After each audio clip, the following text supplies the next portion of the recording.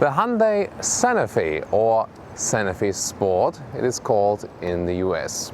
That one is today in the full review on Autogefühl, your number one resource for in-depth car reviews and your number one community to discuss cars with Thomas.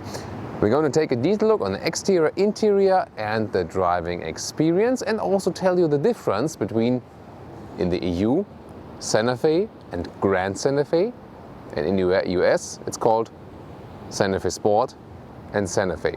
I will explain it again, it's a little bit confusing, but I will get all the information for all the different markets and the differences between the 5, 6 and 7-seater, all the space you have in the interior, everything you need to know about this car. We're very exciting, I can promise you, and everything again in full HD, full screen and full length. Let's go!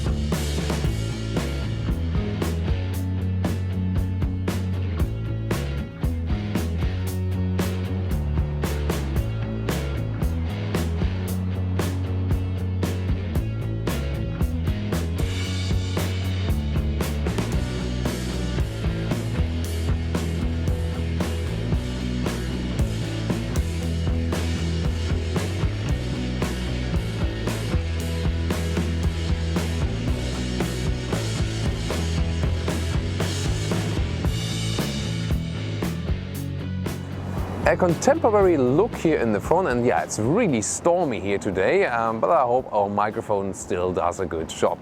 Then the headlights, also modern design, horizontally drawn. Overall, I think a good, strong and modern SUV look in the front, or what do you think? So whereas in the front you start with halogen lights and can top it up to xenon lights, rims start at 17-inch and can be topped up to 19-inch as they are here right now. With winter tires, the tires of course always look a little bit bigger.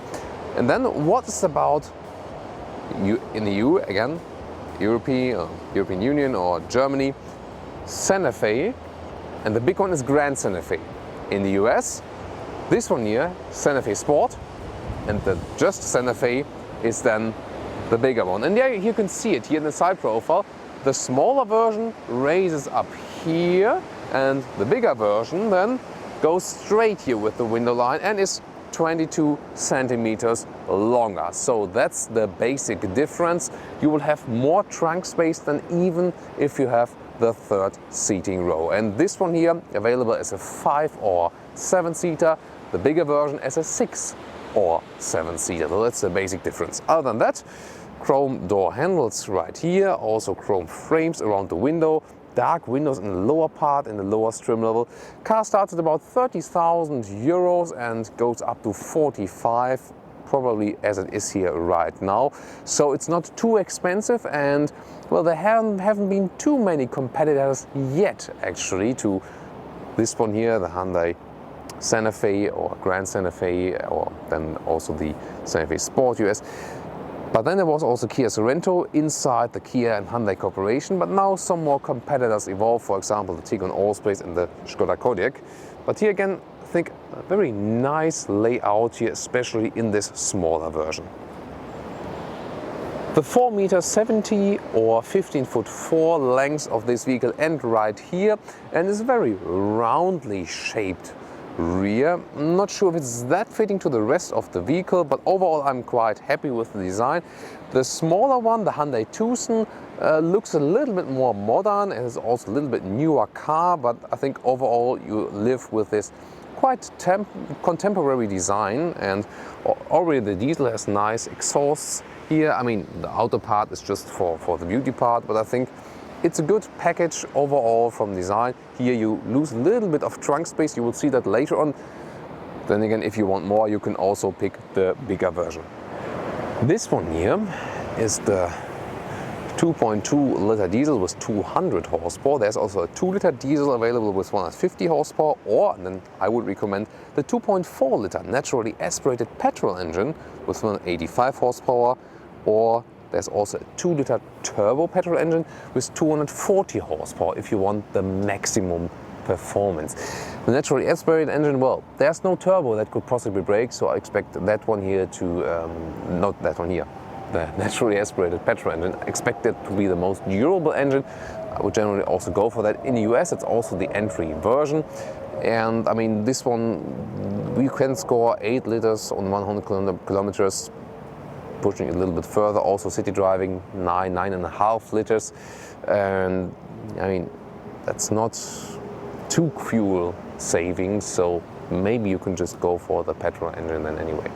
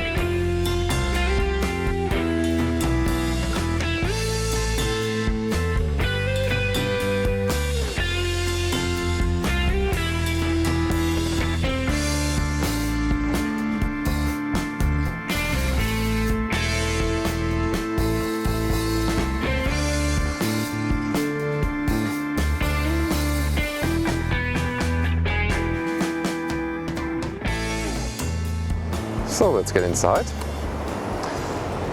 It's a nice welcome. I didn't do anything, it's just reacting, but it's not opening really. The keyless entry function only works if you press this button then here.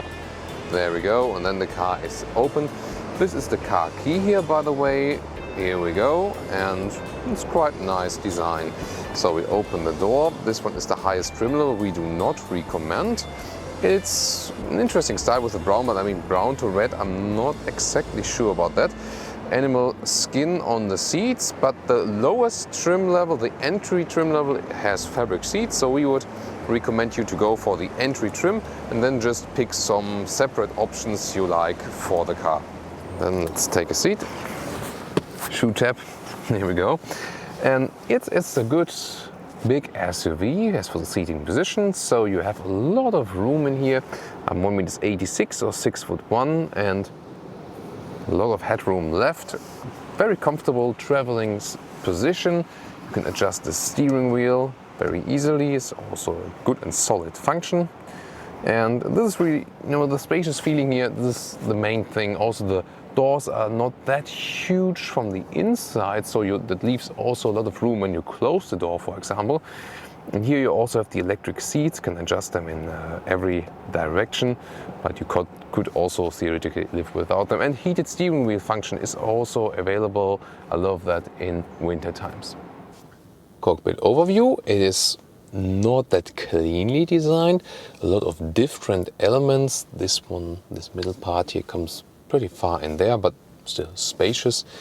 And the materials that are being used are on the one hand simple. Here, for example, the plastic's just a little bit softened up, but also hard here. But then again, some interesting forms here and here. Got some structure on there. Overall, a solid build quality. It's not premium, but it's not bad at all. So something in between. All the buttons and stuff are really huge, also to control the vents and on the other side of the steering wheel here. So it's for people who don't want small buttons, also phone access here. You can connect via Bluetooth and stuff. So really, also for, let's say, for big fingers, also possible from the whole layout and the buttons that we see. So it could be a little bit fresher for sure, but it does the job. Storage spaces here inside of the doors, also suitable for tall models. Then in front of the shifting stick, a lot of space and also USB port and power supplies. This is here for seat heating and for seat cooling. So cooling on the left side, 3 levels, heating on the right side, but you don't really need that so much if you just pick the fabric seats. Beverage holders are adaptive, some more space here, then also properly fixed armrests, also with more space on the inside. You can have this split outside, and then again for a lot of stuff you can put a lot of things in here, so that's important for the families. And a huge glove box that is falling down but has a lot of space when you remove those huge handbooks. As I said, the ventilation unit, big buttons here to control it, but why not? That's easy when you drive the car then.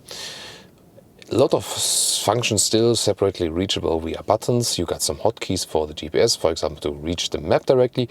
You cannot go in here and zoom in and out like with a smartphone. The software should get an update at the moment as it is right now. A little bit outdated. This one again is fairly easy to control. Or you can connect your phone via Bluetooth pretty easily. Just add new and that's it. And again, here display Wi-Fi is also possible for some updates maybe, for example. And phone menu, again, you can also reach with this button, and volume right here. So again, the software is here inside the menu, fast enough. Inside the map, it's a little bit outdated, also the visualization, but overall it does the job. What about the rear? So here we go, and see there's space in front of my knees left, also because the seats are curved in that way. A little bit old school style with those back bags here, so it looks a little bit outdated. Headroom is also very well done, and so also very comfortable feeling here. Sit relatively high also, so that's also good for children.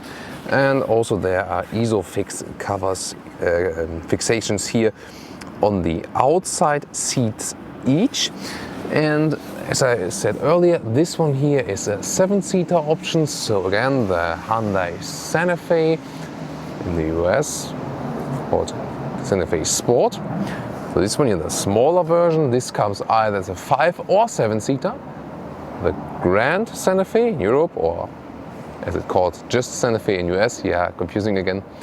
That one comes as 6 or 7-seater. That is the basic difference, and we'll also take a look at the seats in the rear.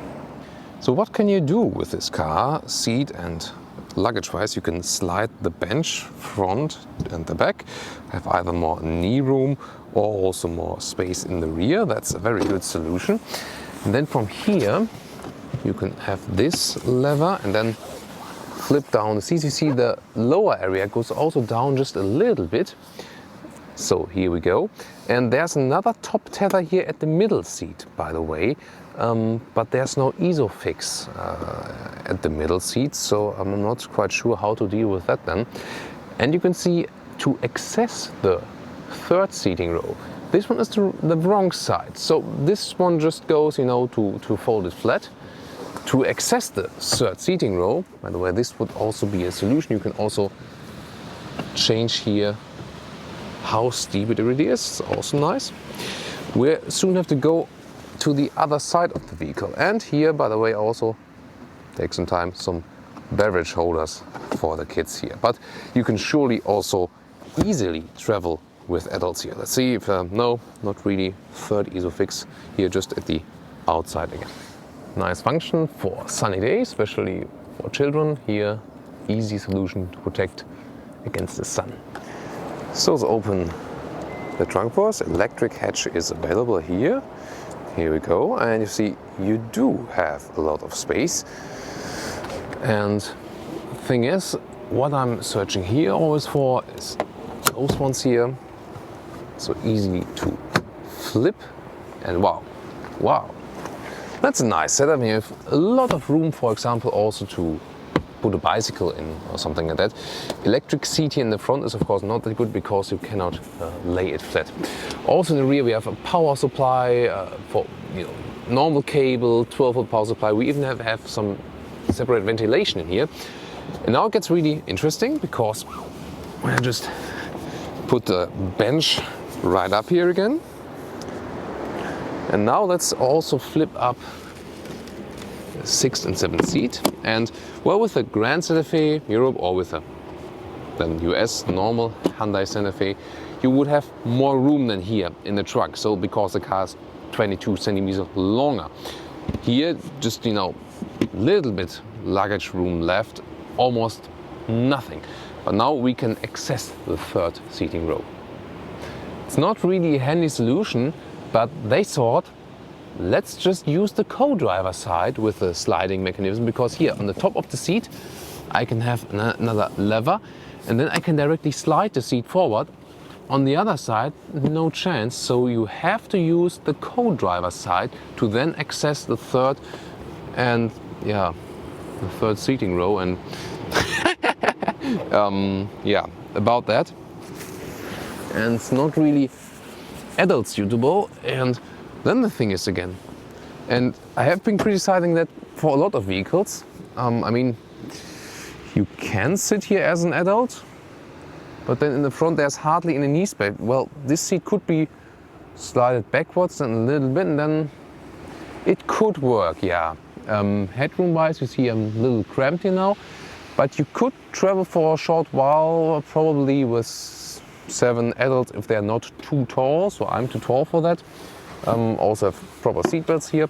But then again, the question is, if those seats here are rather than again for children, why there are no ISOFIX anchor points right here and you cannot fix child seats here? That doesn't make any sense. It's the same in the Skoda Kodiaq and the Tiguan Aerospace, for example, only in the Volkswagen Atlas.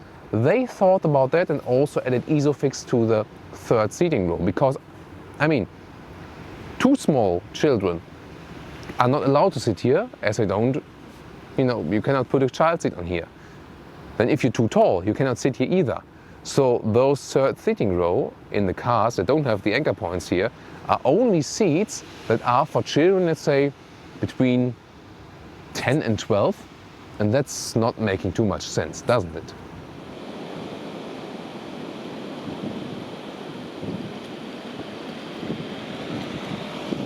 I welcome you to the driving part of the Hyundai Santa Fe or Santa Fe Sport. We'll have a city riding part. It's of course important for that car. Then we'll head out to the motorway, give you a little bit more speed, impressions for sound insulation, and then also a little bit countryside for more agility, if you can speak about that with this car. So let's start right here, and the first riding impression I had with this car is, of course, it's for European purposes it's huge, for US purposes it's normal size, and that's probably also the reason why they have this mix up with the name a little bit. And it drives basically like a typical Hyundai, because you have certain elements like the steering wheel, the rather soft suspension, very soft or almost loose steering wheel, also the GPS software, for example. And going more into detail, well, indeed, the steering is extremely soft, and that means especially when you're parking, going back, forth, right, left, that's really helpful because you don't need much power. Then again, you have to turn in wide angles. So it is easy, but then again you have to you feel like you would be turning it forever. And you will soon also see when I'm in the corners, with very progressive steerings, if you're in a 90-degree corner, you have the steering wheel at 90 degrees. And that's absolutely not the case here. So see it, for example, right here, that was almost 90 degrees, but we had like 30-degree corner, something like this. So you have to turn it in wide angles, but then again, it's very easy to steer. The negative side is you don't have any real feeling or contact to the road. The positive side again is you don't need to have more power. There's also this steering mode. It's a button at the steering wheel where you can go into a sport steering mode. And well, that doesn't give you more contact or more feeling from steering and the road, but just makes it a little bit stiffer. So it's not making it more natural, but just a little bit stiffer to handle. I mean, maybe you prefer that, that's just personal choice. To me, I don't have any big advantage from this. I mean, if I don't have a big feeling in the steering wheel anyway, it's not a sporty car, then you could also just leave it in the very normal mode. The overview, important also for this vehicle, is quite good. We got very big side mirrors, so you can see all the stuff very well there. Also to the rear and sides, just in those transition areas between the rear pillars of the car, as the window line is rising a little bit, that is a little bit tricky. And you get a very spacious feeling also when driving, especially you can also see it right here, not so thick at the doors, so got a lot of room to move back and forth here also while driving it. Gives you a good travel feeling, so it's a relaxed car for sure. Good for traveling and stuff, going just straight.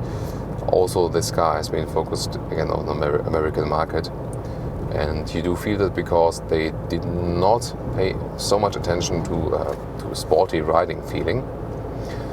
And I'm not exactly sure if that's really what US customers want, but that's at least what the corporations think what US customers want. I don't know. The riding is really rather clumsy, so I felt, oh, that's something like an elephant, really, you could say so. I mean, riding straight is just fine. It's a very comfortable car. You can sit upright here, have so much room to move. But then again, suspension-wise, it's really soft, and you don't have any feeling in the steering wheel, and also the car is tilting to the sides if you're driving a little bit faster. So it doesn't have any agility at all. So the name Sport in the US for this car, this appendix, is really totally bogus. Question is if it's important to you. I mean, I told you earlier, you get a good price performance deal for a big SUV. So you might say, yeah, just forget about this, and that's it. But then again, there are also those new competitors, Tiguan Allspace and the Skoda Kodiaq for the European or Chinese guys, and they do offer a very agile ride. So this is a very new, fierce competition and really better in driving. So this is really the driving is really the weak point of this car, because also the suspension, yeah, it is soft, but that doesn't mean it's super comfortable. So I've experienced suspensions that are stiffer, give you more contact to the road, but at the same time filter out the bumps better. So this one here is soft and mediocre from the performance and damping. Very interesting fact for sure. Other than that, I really like to look through this very huge windscreen and have a good panoramic view to the front. That's again a good side. The engine we are testing here today is the 2.2 liter diesel, 200 horsepower. There's also smaller diesel available, but as there's, especially for our US guys, this 2.4 liter naturally aspirated petrol engine available, I would always go for that one. It's surely the most durable engine, and the power should also be enough, especially because you have a little bit bigger displacement.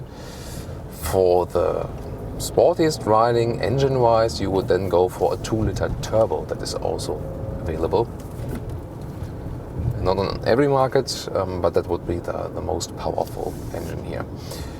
This one here driving the most powerful diesel, also with all-wheel drive in combination.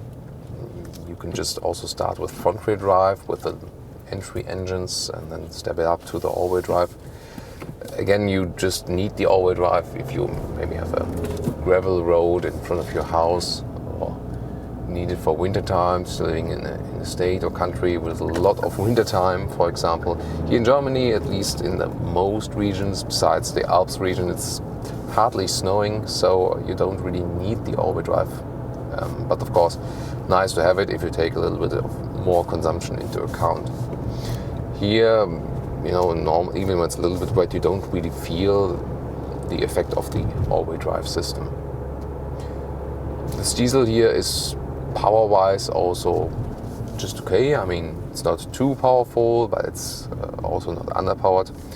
And combined with a manual gearbox, for example, in all of the versions in the US, you always get the automatic gearbox, which is, I think, a good thing. But especially when you're, for example, stuck in a line in a queue now, stuck in traffic, it's just more comfortable to have the automatic transmission. So I would also definitely go for that one. Oh, interesting house here built. So about shifting this one here, well, the shifting stick is quite high. You can reach it very easily, and there's also not much resistance. So quite smooth to shift through here, 6-speed. So cannot complain about that at all. Earlier in the interior review, I've also told you that we have a lot of functions, but they're still on separate buttons, which is unusual for today's vehicle. But the good thing is that while driving, for example, changing the illumination of the instruments, you can do that on the left side of the steering wheel. That works pretty fast, and you immediately know how to do it. Or heated steering wheel, separate button. And on the left side also seat heating in the lower part with a separate button. So you can reach a lot of those functions pretty easily. That's very interesting, and I mean it's good while driving indeed. So now we're approaching the Autobahn, German motorway, the famous one. I can show you some of the performance. You will also see the digital speedometer I've put in the middle. The diesel doesn't sound that modern. It's quite loud actually. Also hear it on camera. And now we're going straight, and let's do third gear, 70 to 100. Plop, that's it. So it's really okay, but not too powerful. As for the sound insulation, we have to take into account that it's quite windy outside today. Therefore we have a little bit more wind noise, especially at the A-pillar. But driving it on the motorway, we have not noticed that it's particularly loud, nor that it's extremely silent. Again, those wind noises here at the moment, it's really windy outside, so you have to differentiate that. When you're going at higher gears, also the engine is a little bit more silent. Here, for example, with this 2-liter diesel, 100 kilometers an hour, below 2000 RPM we go. And well, tire noises are really bearable, so that's fine. And I mean, this is not really a vehicle that you should go too fast with. Again, as I said, not such a feeling with the steering wheel, and when you're on higher speeds now, it tends to tilt also a little bit to the left and the right. I can show that when I'm going like this here, then it's really like wow, wow, wow, wow. So that again, others solve better. This vehicle, driving wise, if you don't have too much to expect from a car, as for the agile ride, if you say, I don't care about sporty ride, I just want a lot of room in the vehicle and this SUV look, and just want to relax, set the cruise control, which I can do here as well. Here, steering wheel, bringing it down, setting cruise control, rather ride straight. That's perfectly fine. You won't notice such a difference. But if the driving fun also plays a major role in your even family vehicle, for example, you want to buy, then it's maybe not the best solution. But overall, I mean, the car does not have too many weaknesses. So what we presented you earlier, I think it's still a good deal. And even if the agile riding is not that really blinding here at the moment, the low standing sun. When the sun stands quite low, it also gives us very nice pictures from the outside for sure. But one thing, controlling the GPS while driving is really tricky. and I've told you that in the interior part, because you don't rather have a very old software version there, so that could be stepped up, definitely. So we're going off the motorway in here now. Use a little bit of engine brake, and good overview through those huge side mirrors. Wow. And also the road is blinding as well, so it's both. So here we go, and then we have some countryside corners where we can show you some steering, and then we'll already head over to our conclusion. By the way, what's pretty nice, I'm not sure how useful it is for you, probably more when off-road riding. In the mirror, I've seen that in the, I think in the Volvo XC60 the last time. In the main mirror, we always have the sign which direction we're going. It was southwest, now we're going south, and it says just S in the mirror and a green symbol. So, have this little compass effect. It's always just nice to know. I mean, because the GPS nowadays are usually set up in a way that you can, go straight and can better find your route, and then hey, we're going southeast, and we're heading to the coast or heading to the mountains or whatever. I mean, why not? Here again, you can also check out when I'm in a corner, and then how I have to be aware with the steering wheel. Again, see not much is happening when you have very precise commands. And then when the corner gets a little bit steeper, you really have to steer a lot further. Again, through shifting, and you can shift up quite early with the diesel. Will still drive then reasonable, because it has a lot of torque always, as diesels do. Last remark then to the consumption. We can also have it in the middle part here as a visual proof. It's the true speed. There it is, yeah. It's 9.4 liters on 100 kilometers. And if you want the MPG figure, just Google, just in the Google line or in the browser top line, just put in 9.4 L/100 km in MPG, and then you have it. Could be a little bit lower, of course, and if one of you is driving the 2.4 liter engine here with the Hyundai Santa Fe or Santa Fe Sport, put me that in the comments. Also, if you have a 2-liter turbo, that we can share some of the experiences. So if you're owning one or already know it, definitely share your experience, that we can also learn from that consumption. It's always useful to have the real life consumptions as a real experience, then, instead of the stated figures, which are not, well, never really reaching proper results. So that's it for our driving part.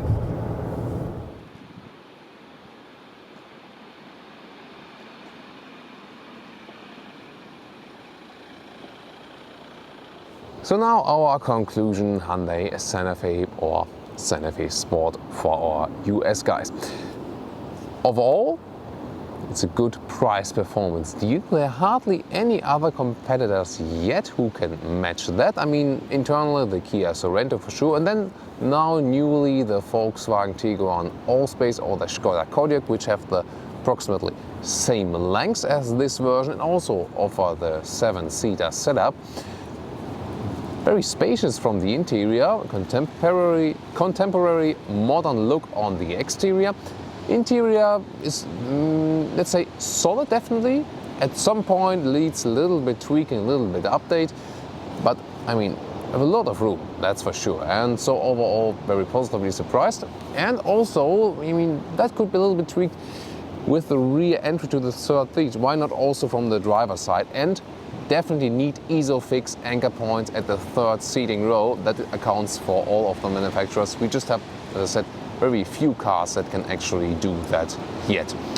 Overall, I mean, exterior interior, very solid appearance, also considering the price. Just the driving, I mean, this is maybe the weak point about this car. I mean, it's solid, it's good, but it's not really sporty, not so agile, and there are actually SUVs in this car that can still drive sporty.